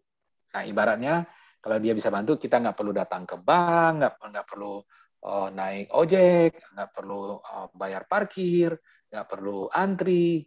Nah, waktu dan duit yang kita keluarkan untuk setor uang kita ke bank, mending kita kasih ke teman-teman yang si merchant, sedikit sih cuma. Ini rencana mau kita paletin bulan Juli ini, harapan kalau ini jalan nanti sekitar awal tahun depan kita bisa terapkan. Ibaratnya apa? Kalau nggak Bapak Ibu amatin, semua orang nanti bisa jadi ATM. Cash in dan cash out. Itu jadinya. Nah, ini juga mengantisipasi nanti isu masalah cost. Berikutnya kita juga lagi mau pilotkan di triwulan 3 ini hasil kita coba di Singapura. Ternyata ada 2 negara yang siap untuk melakukan pilot, itu Malaysia dan Thailand. Ini namanya kris cross border, QR cross border. Jadi orang Malaysia kan suka belanja tuh ke Bandung, ke Pasar Baru. Nanti dia tinggal guna aplikasi orang Malaysia aja untuk scan-scan krisnya yang disediakan oleh Bank BJB. Termasuk misalnya Bapak Ibu tiba-tiba pelesiran, suasana COVID sudah selesai, kita main ke Kuala Lumpur, terus main ke Bangkok, cukup pakai aplikasi yang ada. Mau pakai aja, mau pakai BCA, tinggal scan-scan aja dari mereka. Yang Malaysia namanya, kalau di Thailand namanya Thai QR. Tinggal gunakan. Ini kita kembangkan untuk membantu di digital payment. Nah, ini model-model QR yang banyak di lapangan. yang bentuk akrilik ataupun stiker, ada juga lanyard. Lanyard ini ada yang dipakai di beberapa tempat itu, ada pengamen di Surabaya dan di Bali pakai, termasuk caddy golf juga pakai lanyard ini, tinggal scan untuk terima tipsnya. Sementara yang model lain itu adalah yang pakai ada alat. Nah, kalau ada alat ini jumlah nominalnya kita masukin oleh si penjual. Jadi tinggal scan, masukin PIN saja. Kalau yang statis ini kita masukin nominal, masukin PIN. Kalau dinamis ini nominal nggak perlu dimasukin lagi. Tinggal kita cek aja benar nggak nominalnya, masukin PIN. Ini menggunakan alat existing yang udah ada. Ini sudah live. Pak Riki, maaf izin menyela. Waktunya 3 menit lagi ya Pak. Oke. Mohon maaf. Terima kasih Pak. Oke, jadi ini yang kita fokuskan dari board. Yang pertama, fokuskan domestik, sudah selesai. Kita masuk cross border, alhamdulillah udah selesai. India minta, Korea Selatan minta, Jepang minta. Yang terakhir kita mencoba ke Saudi. Jadi membantu jemaah haji dan umroh. Nah, ini manfaatnya bagi pengguna, higienis, gratis kekinian, HP sulit dipindah tangankan, jadi aman. Kalau kartu kan gampang ya. Transaksinya cepat di mana saja, sangat mudah melihat saldo, tidak perlu download, efisien tanpa uang kembalian, security-nya tinggi karena pakai PIN, semua pakai PIN. Bagi customer totally gratis, tinggal gunakan. Maksimum sekali transaksi 5 juta. Jadi tidak ada bayar. Ini Kris ini digital rasa tunai, gratis. Nah, tapi bagi merchant ini manfaatnya. Pembayaran higienis, udah jelas. Kita ngikutin tren yang terjadi. Transaksi langsung tercatat dan masuk rekening. Tidak perlu pusing cari duit kembalian, tidak perlu takut risiko pencurian dan uang palsu. Secara nggak langsung membuat kredit profile bagi kita. Karena sales kita jadi terprediksi. Ini memudahkan ketika untuk minta kredit. Ya, ini juga membantu Bapak Ibu yang UKM untuk berjualan di online. Cara pembayarannya paling mudah ya seperti ini. Karena bagi sisi customer kan gratis. Nah, cukup satu di QR, tapi ada biayanya. Biayanya ini karena untuk bangun sistem sama-sama tadi ya, mereka hanya untuk ngembangin dan maintain, bukan nyari profit. Kalau merchant menengah, besar menengah udah terbiasa, biasanya mereka pakai edisi kena 2%, ini kena 0,7. Pelaku kecil kena 0,7. Pelaku mikro gratis sampai akhir tahun ini. Nah, tinggal dinikmati. Nah, 0,7 ini contohnya itu dibagi. Ada yang dari sisi e-swing-nya dapat 37, acquiring-nya 39, switching yang tadi 17%, dan teman-teman yang kecil lainnya dapat 3%, 2%. Tapi manfaatnya luar biasa. Jauh dari cost yang ditanggung. Dan kalaupun ada kena MDR, Bapak Ibu udah biasa, misalnya tidak ada duit kembalian, jadi naikin. Ya itulah dia. Antisipasi MDR-nya dilakukan seperti itu. Apalagi nanti ke depan ada fee juga ketika melayani transaksi cash in dan cash out, tarik dan setor. Gampang kok, kayak buka rekening, cuma butuh nanti tambahan lampiran foto lokasi, toko, sama barang. Untuk nentuin, ini segmennya kecil apa mikro. Nah, biasanya di merchant disediakan aplikasi untuk ngelihat notifikasi transaksinya.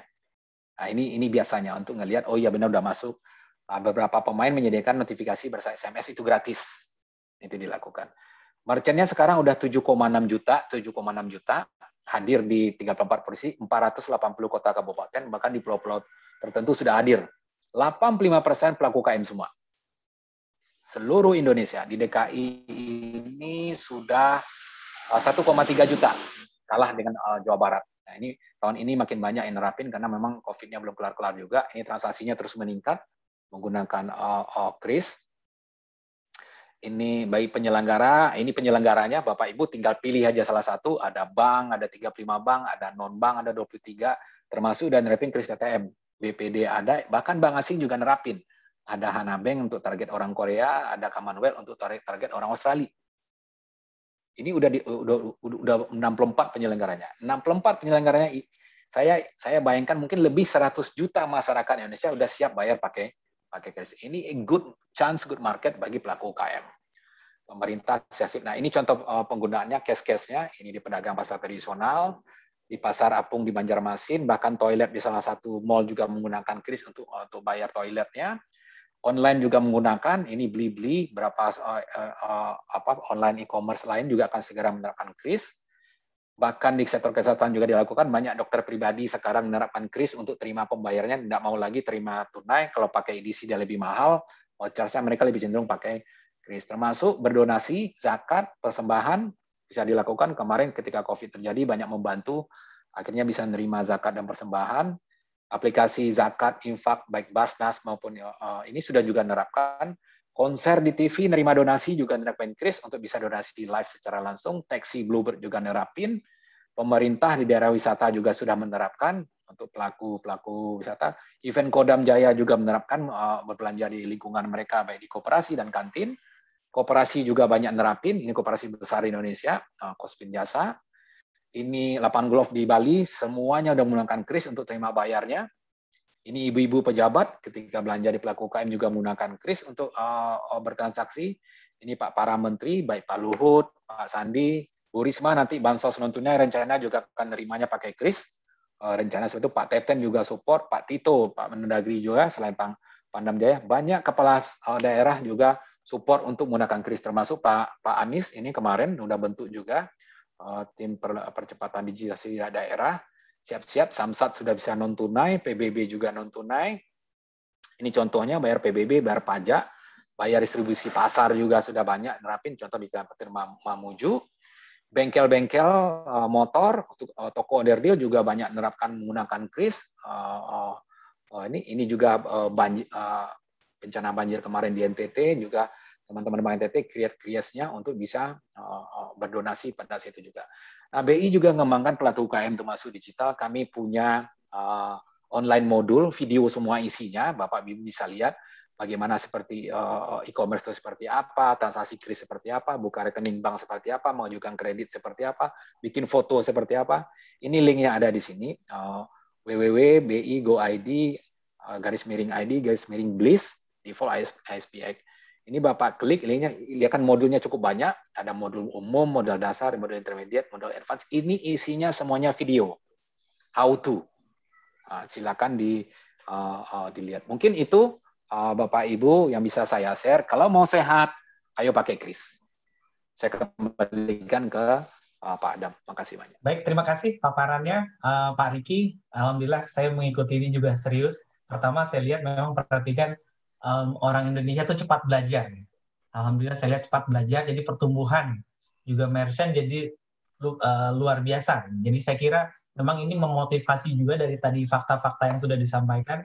Bapak Ibu juga bisa belajar lah untuk mendapatkan ini. Tadi ada proses-proses yang disampaikan, kemudian cara-cara, tapi mungkin secara detail teman-teman di sini yang hadir ingin bertanya Pak Riki ya. Silakan, Pak. Saya izin membacakan yang pertama pertanyaan dari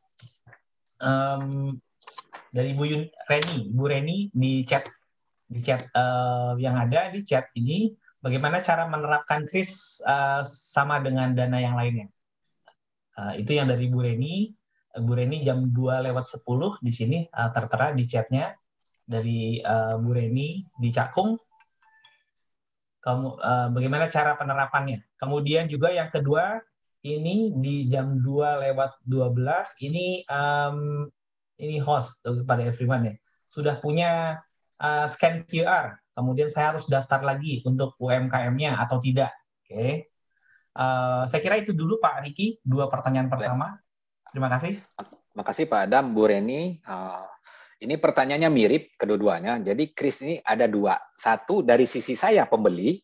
Ya, kalau sisi pembeli, kalau sudah punya contohnya OVO, GoPay, Dana, Link aja, atau BCA Mobile Banking, Mandiri Mobile Banking, CIMB Mobile Banking, Mega Mobile Banking, Bank DKI Mobile Banking, kalau sudah ada itu, tinggal gunakan. Buka aplikasinya, biasanya kalau buka aplikasi ini kan butuh PIN. Ya enggak? Kami tuh pakai PIN kita tuh. Nah, buka PIN, nah ketika scan transaksi itu minta PIN lagi, ada 2 kali PIN. Sebetulnya 3 sih. Ketika buka HP kan sekarang rata-rata HP-nya ada PIN-nya tuh, ada pakai garis lah macam-macam, ada masukin angka lah. Itu PIN pertama. Kedua, buka aplikasi, itu pakai PIN lagi. Yang ketiga, transaksi pakai PIN. Ini dari sebagai pengguna ya, saya pembeli. Tinggal scan. Nah, tapi ingat, harus punya saldonya, tabungannya. Nah, yang kedua, sebagai merchant, kita harus kontak, kita punya rekening banknya apa, kita harus punya pemain non banknya apa. Contoh tadi Bapak Ibu udah punya GoPay. Ya udah call aja GoPay-nya. Saya pengen dibukain krisnya dong untuk sebagai merchant. Tinggal di call saja. Mau pakai bank atau pakai non bank tinggal kontak. Tadi ada listnya saya kasih ada 63. Tinggal Bapak Ibu kontak aja salah satu pemainnya. mau main kantor cabang ataupun nanti ini ada saya create linknya, tapi ini memang agak sulit dilihat dari sini. Tapi Bapak Ibu bisa coba datangin, samperin aja kantor cabangnya. Kalau linknya sih ada di sini. Ini para pemainnya tadi ya, mau Mandiri, BRI, BNI, BCA, CIMB. Kalau di Jakarta Bank DKI biasanya ya. Kalau Bank Syariah ada Bank Syariah Indonesia, ada Bank Muamalat. Kalau lainnya mungkin yang kenal mungkin Mega, Permata, Sinarmas, atau BTPN, atau Bukopin, atau siapa lagi ya, BTN. Tinggal di call. Nah itu bisa Bapak Ibu gunakan. Link secara ininya ada. Bentar saya kasih. Nah ini linknya, link pendaftaran online-nya. Ini kami siapkan link secara online. Tapi ini mengconnect langsung ke webnya masing-masing pemain. Tinggal diklik aja nanti di situ, nanti tinggal di call atau tinggal di email mereka. Tolong sediakan saya krisnya. Itu yang dilakukan. Jadi sebagai pembeli tinggal pakai, jangan cari saya download di mana, enggak. Kalau sudah ada punya OVO, GoPay dan mobile banking, cari logo QR-nya, logo krisnya atau pay atau scan, gunakan itu, tesin aja. Bisa tes langsung nanti yang lain di sini. Tapi kalau sebagai merchant harus kontak mereka. Karena memang harus disediain QR-nya ya. Kalau sudah punya EDC di Bapak Ibu, tinggal call pemain banknya, tolong saya bisa keluarkan QR-nya. Di EDC existing kalau ada di tempat Bapak Ibu, itu minta keluarkan. Nah, kris ini tolong dijaga karena nanti bolak-balik untuk ngurus administrasinya Bapak Ibu jaga benar ketika udah mencoba. Bagi saya cobalah, nggak ada ruginya kok. Nggak ada ruginya, Pak. Karena tetap juga transaksi tunai kita kan banyak. Kan ini tipikal masalah kita kan masih banyak tunai nih. Ya. Tapi non tunai ada, itu sebagai backing usaha kita ya. Alhamdulillah duitnya langsung masuk rekening, saya nggak perlu datang ke bank. Gitu. Nah, ingat 100 juta masyarakat Indonesia udah bisa bayar pakai kris loh. Termasuk nanti kalau terjadi cross border, COVID menurun, orang Cina banyak ke sini, nanti Cina harus bisa scan QR-nya kita. Jadi bukan QR-nya mereka, kris harus bisa di-scan sama mereka. Mereka udah sepakat untuk scan kris kita turis Cinanya datang ke Indonesia. Demikian Pak Adam. Ya, baik, terima kasih Pak Riki. Jadi Bapak Ibu yang hadir mungkin ada beberapa yang mungkin agak kesulitan terkait dengan teknologi. Kalau misalnya posisinya sebagai merchant, mungkin bisa datangi langsung ke customer service di banknya gitu Pak Riki ya, untuk di setup gitu ya. Oke, saya kira mungkin kadang-kadang ada orang di rumah yang bisa kita tolong, tapi kadang-kadang supaya ada keyakinan bisa juga kita datangi ke customer service untuk bisa gitu ya. Betul. Baik. Atau saya nanya Bapak Ibu di sini kalau mau ya decentralize saja, bisa fasilitasin nggak? Nah, tinggal dipilih mau banknya apa. Apakah mau BRI, mau BCA, silakan. Kita tinggal fasilitasin. Asal misalnya di belakang ini teman-teman host sediakan, siapa yang pengen ikut pasang kris, nah, nanti kita bisa bantu. Silakan sekaligus misalnya nomor HP sediain, bikin listnya, pilihan banknya siapa, tinggal pilih aja Bapak Ibu. Kalau bisa sih bank yang udah ada, yang Bapak udah punya rekening. Kalau belum ya tinggal pilih mana yang disukain. Ini paling simpel. Jadi nanti habis Vicon kita bisa langsung eksekusi. Jadi real. Ya, terima kasih Pak Riki. Jadi Bapak Ibu yang hadir di sini kan kebanyakan dasarnya adalah komunitas. Artinya komunitas ini saling mengingatkan, saling berkolektif gitu ya. Kalau misalnya hal-hal yang bisa dibantu, saya kira akan membantu juga daripada satu persatu mungkin meskipun terbantu juga misalnya ke bank gitu ya. Ini ada pertanyaan lagi Pak Riki dari Ibu Rita. Ini Warung Dava ini. Kris, nih dana tidak bisa sudah dicoba. Bagaimana dipakai untuk jualan untuk kirim uang? Jadi fasilitas untuk kirim uang transfer bisa juga ya Pak Kris ya? Nah, untuk transfer kita belum siapkan. Kita baru pilot kan tadi namanya Kris TTS. Kita baru pilot kan bulan Juli. Jadi belum bisa transfer. Karena speknya kita bikin khusus. Karena kalau transfer itu kan nggak ada underlying-nya. Nggak ada, saya transfer hanya ingin kirim uang aja. Tapi kalau belanja itu ada underlying-nya. Saya bayar, saya dapat barang. Ini speknya kita bedain. Untuk apa? Untuk keamanan Bapak Ibu juga. Nah, itu yang kita bedakan. Jadi sabar dulu, doakan kami pilot nanti. Kalau Bapak Ibu pakai kris, pengen juga dicobain itu tempat transfer dan tarik setor, kasih tahu ke kami. Tapi pasang aja kris dulu. Karena nanti per 1 Juli kita mulai live pilot ya, terbatas OTTS, termasuk tarik uang di ATM. Pakai kris, termasuk setor uang di ATM. pelan-pelan. Ini berapa teman-teman sudah inginkan, Pak, kami kembangkan jangan hanya pakai kartu ya, karena kartu terjadi skimming banyak terjadi, ya kan? Berapa bank udah menyediakan tarik uang tanpa kartu, pakai nomor HP. Tapi kan agak repot masukin nomor HP-nya. Sekarang pakai QR. Scan nanti QR yang muncul, kita bisa ambil uang. Pakai ATM. Ya baik, jadi memang ini proses juga dari sisi Bank Indonesia akan meng-create, tapi juga memang kita sama-sama saling belajar. Saya kira memang kalau terlalu canggih kita nggak bisa ngikutin, nanti aspek keamanan dan resikonya juga. Betul. Kira gitu ya. Jadi kita, tapi sama-sama semua melakukan percepatan. Saya kira saya apresiasi ini. Ya, izin Pak Riki, ada satu pertanyaan lagi. Sudah mencoba mendaftar KRIS tapi ditolak. Sebenarnya apakah bagaimana nanti kalau dalam kasus apa misalnya tertolak tuh seperti apa? Mungkin harus menghubungi siapa gitu ya? Ya. Oke. Rasanya hari ini nggak ada yang nolak deh, tapi aku nggak tahu nih isunya apa. Nanti coba konteks panitia siapa Pak? Nanti saya kasih tahu Bapak Ibu di isunya ditolak kenapa? Karena semua pemain ini buru-buruan nyari merchant. Ya, kenapa mereka buru-buruan nyari merchant? Pertama adalah saya untuk dapat collecting data. Sebetulnya yang mereka cari itu adalah saya mau kasih lending. Ketika Bapak Ibu itu butuh financing. Jadi nanti gamification yang akan mereka bikin begini. Tingkatilah transaksi non-tunainya. Jadi kalau transaksi non-tunainya naik, penjualan Bapak Ibu harian, mingguan, bulanan itu jadi terprediksi. Nah, dia akan mengeluarkan fitur minta kredit. Ada di aplikasi merchant-nya. Fitur ini nggak bisa on. Kecuali mencapai batas tertentu transaksi online-nya udah naik. Nah, itu akan berkembang nantinya. Berapa teman-teman ini udah minta persetujuan ke kita kerjasama dengan pay letter. Ya, baik untuk sisi customer nantinya, termasuk untuk merchant. Nah, ini yang dilakukan. Jadi, kalau ditolak rasanya nggak ada yang ditolak deh. Mungkin telat atau mereka yang salah ya. Yang banyak isunya itu udah lama. Di beberapa daerah itu, Pak, kok lama saya dapat krisnya? Ternyata ketahuannya adalah mereka desentralize, dikumpulkan dulu seluruh Indonesia, dikumpulkan di kantor pusat, baru dikirimkan untuk diminta krisnya. Jadi nunggu, itu yang terjadi.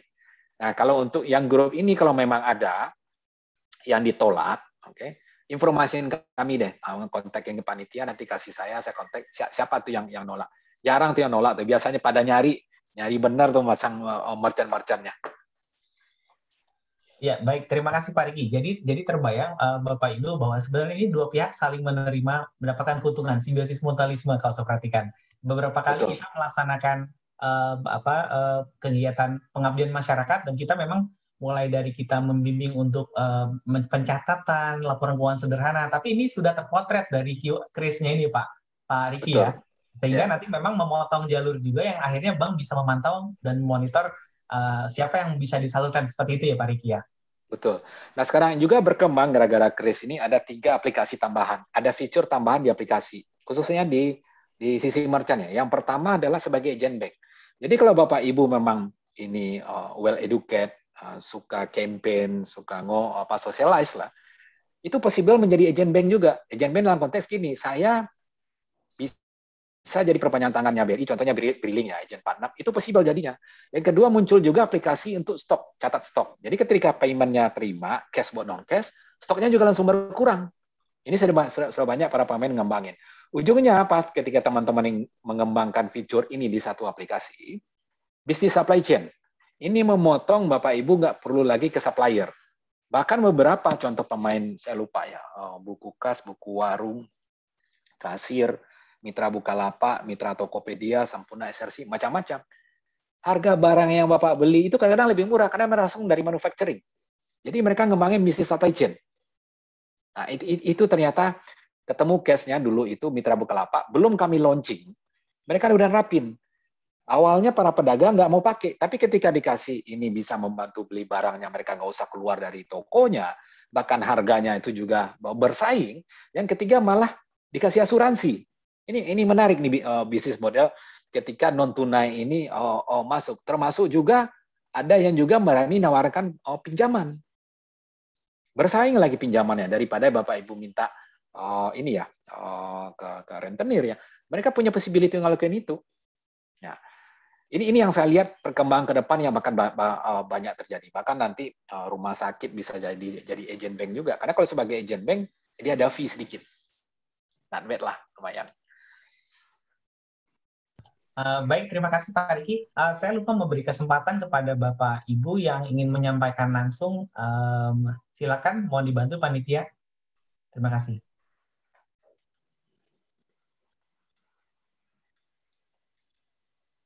Silakan. Nggak ada yang raise hand sih Pak, ini rata-rata di chatroom Pak Adam. Banyak kan di chatroom. Sudah ada pertanyaan menarik ada di chatroom, mau menyampaikan, disilakan. Oke, ini ada dari Matraman Danang Pak Risman. Pak Danang, saya dari Pak Teras Danang Toys Alif. Mau menyampaikan langsung? Oh, mungkin dijawab saja Pak. Oke, jadi ini menarik. Berapa kampus di saya itu minta tolong. Mungkin di UNJ kita bisa juga terapin Pak ya. Kemarin teman-teman UGM minta, teman-teman UI paralel 2 kali, teman-teman UNPAD juga minta ke kita. Berapa kampus juga minta. Yang pertama adalah di ekosistem kampus sendiri. Koperasi mahasiswa, kantin mahasiswa, dan kemudian di koperasi, toko-toko itu diterapin. Karena semua mahasiswa itu pasti belanjanya pakai non tunai. Mereka, Mbak Olive coba cek, pasti punya GoPay, OVO dan lain-lain. Itu tinggal scan belanja non tunai. Termasuk pembayaran uang ini ya, uang kuliah itu juga berbasis kris. Ini cuma opsi lain. Opsi lain yang bisa diterapin juga di kampus, termasuk parkir, termasuk juga pedagang dan kantin sekitar kampus itu bisa diterapin. Jadi di kampus memang dibikin non tunai. Teman-teman Udayana juga nerapin yang sama. Ini UI karena offline aja, semua store sudah mulai kepasang, store-nya UI. Yang menarik adalah ternyata tiap angkatan tuh punya WhatsApp group. Mereka juga punya teman-teman pengusaha, itu juga minta tolong kita diedukasi. Kadang-kadang kita ajak teman-teman bank yang mereka pilih, termasuk juga binaan UMKM dari kampus. Ini beberapa kampus juga minta kita nge-share ini. Biasanya kalau saya share, saya ngajak banknya. Teman-teman pembina UMKM dari kampus, milih banknya siapa yang paling banyak digunakan, kami ajak. Untuk share mengenai kris nih. Jadi karena ini hal baru, kalau saya rasa ini tipikalnya orang kita untuk moving sesuatu yang baru itu kan agak sulit. Tapi pandemi ini peluang bagi kita untuk kita bisa lebih sehat. Ya, gunakan karena cost-nya jauh lebih tinggi daripada kita kena COVID. Nggak salahnya juga coba. Toh juga pelaku mikro itu kecil. Kalaupun ada biaya itu kecil. Sangat kecil dibanding manfaat yang Bapak Ibu terima ke depan. Itu kalau nggak suka juga bisa ditinggalin. Nggak akan juga berubah orang belanja non tunai 100%. Nggak kok, ini butuh waktu. Lihat saja. Nah, tapi mencoba itu sudah langkah maju bagi kita untuk sehat di era pandemi ini. Demikian, Pak Adam. Nah, baik Pak Riki. Alhamdulillah Bapak Ibu, saya kira memang gambarannya ini menarik sekali. Memang secara teknisnya memang perlu dicoba lah. Kita belajar sambil mencoba ini, nanti didorong seperti itu. Memang hal-hal kecilnya kadang-kadang uang-uang kecil tuh kalau dikumpulkan menjadi banyak Bapak Ibu. Jadi saya juga belajar kalau bisa di dompet itu nggak ada uang cash, karena nanti lama-lama jajan gorengan gitu kalau di sini. Kalau waktu di Inggris ada uang kecil gitu, lama-lama beli fish and chip ya. Tapi dicobanya nih kalau bisa nggak usah pakai pegang uang lah, dengan cashless dengan tidak cara membayar uang ini, mau nggak mau uang beberapa ribu dikumpulkan lama-lama jadi banyak, bermanfaat lah, efisien, saya kira itu. Baik. Ini ada pertanyaan 2 Pak, mau saya jawab ini. Yang pertama ada yang nanya, HP saya hilang apa duit saya hilang? Ya. Nah, tadi kan saya bilang, kalau kita bertransaksi pakai HP atau sama dengan kartu lah, asal jangan PIN-nya ditulis di belakang. Nah, jadi biasanya kalau kartu ditulis PIN di belakang, ya hilang duitnya. Sama dengan HP kita, kalau PIN yang buka HP-nya ditulis di situ, semuanya dan sama, ya bisa hilang. Tapi kalau PIN tidak disebar, itu nggak akan hilang. Tinggal teleponin penyelenggara, HP saya hilang, tolong saya di-blok dulu nomornya, saya beli HP lagi, minta aktifkan lagi nomor HP-nya. Itu yang harus dilakukan ketika HP hilang. HP hilang tidak otomatis duit hilang. Catat, asal jangan PIN-nya jangan tulis di belakang HP atau di belakang ATM. Yang kedua ada pertanyaan, saya sudah punya kris GoPay, OVO, Shopee, apa sudah termasuk kris program? Iya, itu sudah punya. Yang penting Bapak lihat warna merah itu tadi, ada nomor ID-nya, Bapak cobain pakai aplikasi lain, tesin aja, scan, kedetek nggak? Nggak usah masukin duitnya, tesin aja, scan, itu pop up nggak? Muncul nggak? Yang pertama nama tokonya terus muncul, directly, automatically. Nah, itu udah kris. Cukup punya satu, jangan minta banyak-banyak, repot nanti. Repot dalam konteks adalah, kalau Bapak punya 4, jadi ada aplikasi GoPay, ada aplikasi OVO, ada aplikasi Shopee, akhirnya data Bapak transaksi non-tunainya Bapak itu terpecah. Ketika minta kredit, datanya itu jadi sedikit. Cukup satu. Nah, sehingga memudahkan dalam kontrol termasuk antisipasi ke depan kalau minta kredit. Mungkin itu aja Pak Adam, terima kasih banyak. Baik, terima kasih Pak Riki Satria. Alhamdulillah nih kita semua juga belajar dalam hal yang umum maupun teknis. Memang secara manfaat ini dirasakan. Nah, insya Allah untuk Bapak Ibu semua sebagai penggiat UMKM, ya. Terima kasih, saya dan kawan-kawan di sini mengucapkan terima kasih atas paparannya Pak Riki. Untuk berikutnya kita bisa sesi penyerahan sertifikat dari Bapak WD2, Pak Dr. Safar kepada Pak Riki. Mohon izin Pak, dibantu oleh Pak Gatot hari ini. Oh, ya terima kasih Pak Gatot, mohon bantuannya. Silakan Pak Gatot.